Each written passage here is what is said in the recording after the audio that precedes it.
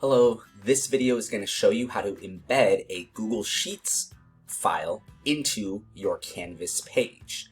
Now there are a couple of settings that we need to set in our Google Slides document, and we're going to walk through those now.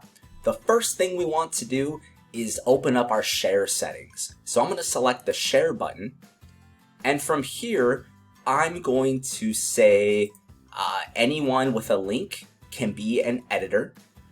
And then I'm going to select done.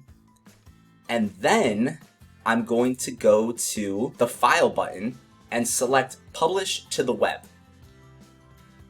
This will allow me to get the embed code. To do that, I'm going to select the embed tab over on the side here. And we are going to change how frequent the slide changes to every 30 seconds just to give a little bit of extra time there. And then I'm actually going to copy this embed code by pressing Control-C. Now what we're going to do is go to our Canvas page. So I have a sample Canvas page, and what I'm going to do is put in a heading. This will be Google Sheet Embedding. We'll make this a heading level 2.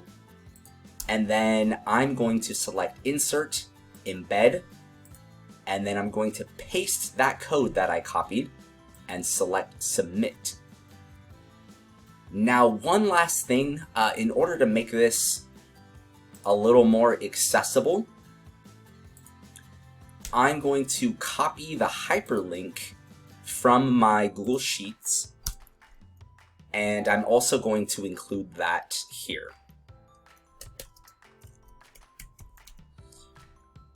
And let's make it a link. This makes it to where people who are using screen readers are able to engage with the content directly, as the content on the page now is in an iframe window and cannot be accessed the same way with a screen reader. So it's very important that if you are embedding a Google Sheet or a Google document, that you also include a link to the presentation itself.